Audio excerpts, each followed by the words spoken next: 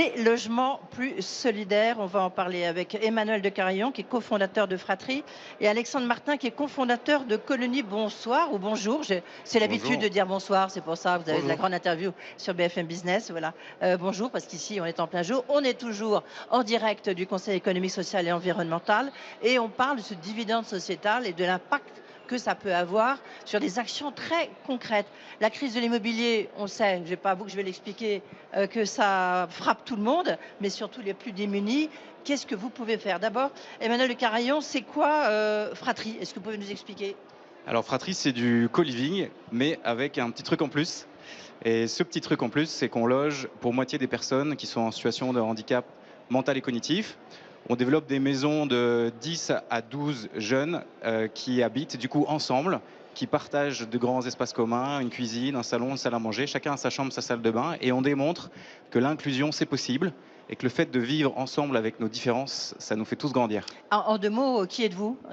Alors, je suis Emmanuel, du coup, le cofondateur de Fratrie. Non, mais d'accord, mais vous venez d'où? Comment vous êtes lancé dans cette initiative? Où est-ce que vous faites ça? Vous avez combien de salariés? Vous On a, avez, on a 3 maisons maintenant qui sont ouvertes à Nantes, Rennes et à Colombes. On aura 6 maisons à la fin de l'année. Et notre objectif, c'est d'être présent dans les principales grandes villes de France dans les 5 prochaines années. Parce qu'il y a évidemment beaucoup de besoins, particulièrement dans ces villes-là où on manque de logements. Et c'est là où il y a du travail pour des personnes en situation de handicap mental mais et comment vous êtes cognitif. venu cette idée? Vous étiez dans l'immobilier avant? Vous étiez... Oui, alors j'ai commencé effectivement ma carrière chez Unibail-Rodamco, où j'ai découvert le monde de l'immobilier. Puis ensuite, j'ai développé les Cafés Joyeux, cette chaîne de cafés-restaurants voilà, qui salarie principalement des personnes en situation de handicap. Et puis du coup, Fratris, c'est l'idée maintenant d'adresser le problème du logement pour ces personnes-là. Café Joyeux, ça continue à exister, non? Oui, bien sûr, ça continue à Oui, exister. mais sans vous. Et sans moi, bien Oui. sûr, j'en suis pas le fondateur, j'ai participé aux équipes de développement. Voilà. Alexandre Martin, vous êtes cofondateur de Colonie. Alors, même question, hein, c'est juste pour vous situer. Vous êtes qui? Vous avez créé votre entreprise quand et qu'est-ce que vous faites? Alors Colony, ça existe depuis 2017. C'est une entreprise qui est née du constat, bon, je vais vous répéter tous les poncifs qu'on voit souvent sur ces plateaux, Ben, évitez les euh, poncifs. Hein. mais qu'on a une grande crise du logement qui manque à peu près entre 350 000 et 500 000 nouveaux logements par an pour accommoder tout le monde en France. Que l'expérience globale qu'on a dans le logement, qu'on soit primo-accédant ou locataire, est catastrophique et que ce secteur est parmi ceux qui ont le plus d'impact en termes d'émissions de CO2, deuxième secteur en France, mais premier dans le monde. Et donc, Colonize, on est une société qui a pour mission de créer du logement de qualité qui va répondre à ces problématiques-là en densifiant la ville pour créer plus d'unités de logement au mètre carré et en réduisant l'impact environnemental de ces logements et chemin faisant, et essayer d'améliorer sur tout le parcours d'un locataire, son expérience avec beaucoup de choses, des services, la digitalisation, etc. etc. Et alors, juste une question, comment on passe de banquier chez Rothschild à Colonize? On a une épiphanie. Un jour, on se retrouve devant un grand problème qu'on a vécu soi-même et on se réunit avec d'autres gens qui constatent ce même problème et qui se grattent la tête pour essayer de trouver une solution. Et nous, on a vraiment commencé sur une feuille blanche en se disant voilà les problèmes, qu'est-ce qu'on peut imaginer. Et c'est là qu'est née l'idée de Colonize et même notre façon de fonctionner où aujourd'hui, on va chercher des investisseurs institutionnels qu'on fait investir dans des biens immobiliers qu'on va rénover, qu'on va adapter pour des nouveaux usages, sur de la mutualisation, qu'on va rénover énergétiquement, et ce qui permet de cocher toutes ces cases, de créer plus de logements au mètre carré équivalent, de créer une meilleure expérience pour les locataires et de diminuer l'impact du secteur en termes d'émissions de CO2.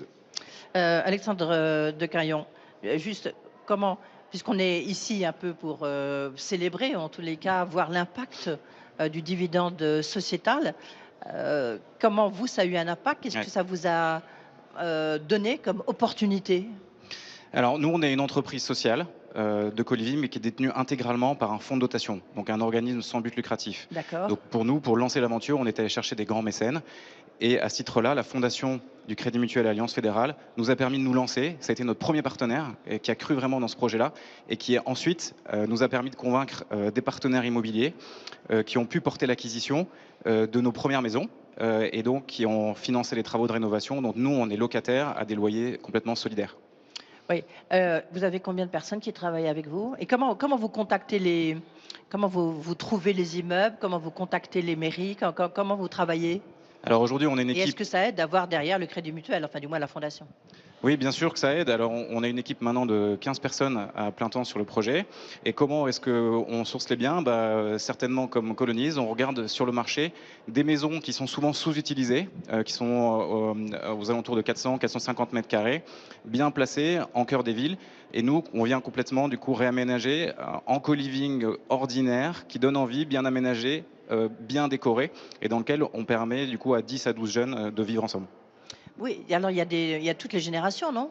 Alors non, c'est essentiellement pour l'instant des jeunes D'accord, actifs, je donc croyais qui que ont entre c'était un 18 et mélange 35 ans. de vieux et de jeunes. Non, c'est essentiellement des jeunes actifs avec et sans handicap. Oui. Et oui, et comment vous les sélectionnez? Comment ça se passe? Alors, les personnes en situation de handicap, on les rencontre très en amont, plus d'un an avant l'ouverture de chacune de nos maisons, et on les accompagne jusqu'à cet emménagement qui est un grand changement. Mmh. Et ensuite, les personnes qui n'ont pas de handicap, on met des annonces sur des sites internet, de petites annonces immobilières, et on propose du coup à ces colocataires de se rencontrer et de se coopter entre eux. Alexandre Martin, vous, c'est un peu en fait, quelque part, c'est un peu la même démarche, non?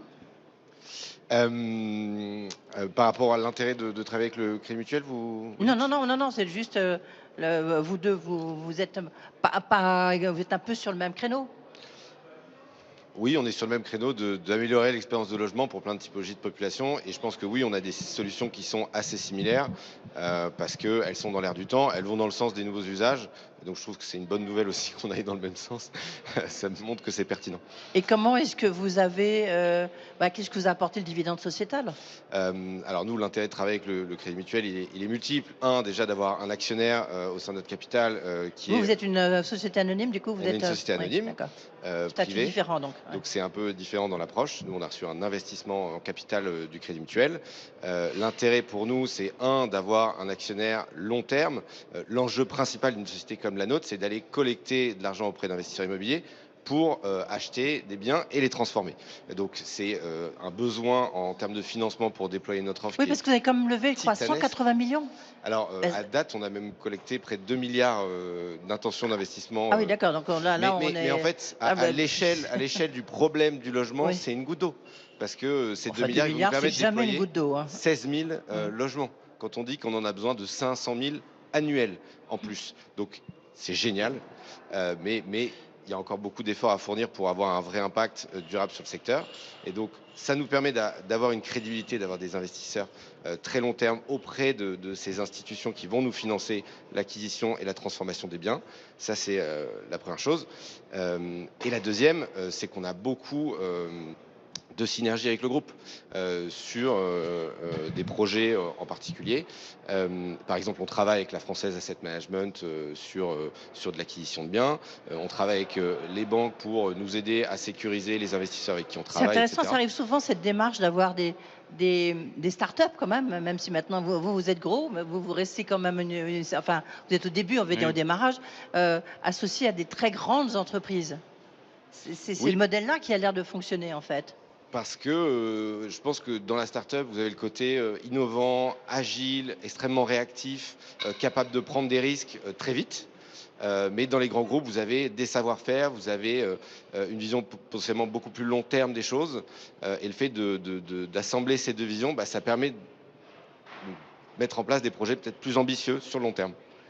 Et si vous aviez un mot de conclusion, ce serait de dire ce que vous faites, il faut Il- le on- démultiplier parce que des initiatives comme les vôtres, il y en a plein d'autres, hein, des initiatives il sur faut continuer à nous l'immobilier. soutenir. Nous, Oui, concrètement, on est en train de monter notre propre foncière solidaire. Le oui. but est de mettre autour de la table des investisseurs immobiliers, des investisseurs institutionnels, des familles d'entrepreneurs, des grandes entreprises pour porter demain l'acquisition de nos futures maisons. On a déjà des marques d'intérêt fortes, mais on continue à chercher des investisseurs pour clôturer un premier tour de table immobilier à fin septembre de 10 millions d'euros. Donc mon message, c'est continuer de nous soutenir pour qu'on puisse se développer partout en France. Eh bien, vous avez raison, comme ça, c'est lancé. Et vous? Bah, moi, je suis juste ravi de la dynamique qui s'est enclenchée sur le secteur du logement. Je pense qu'on est au cœur d'une crise qui est profonde et qui est la pire depuis 30 ans dans le secteur.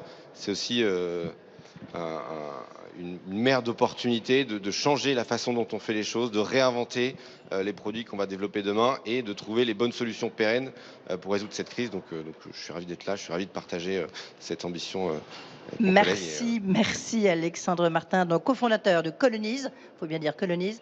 Merci Emmanuel de Carayon, donc cofondateur de Fratrie. On va suivre vos différents parcours. Merci beaucoup. Merci.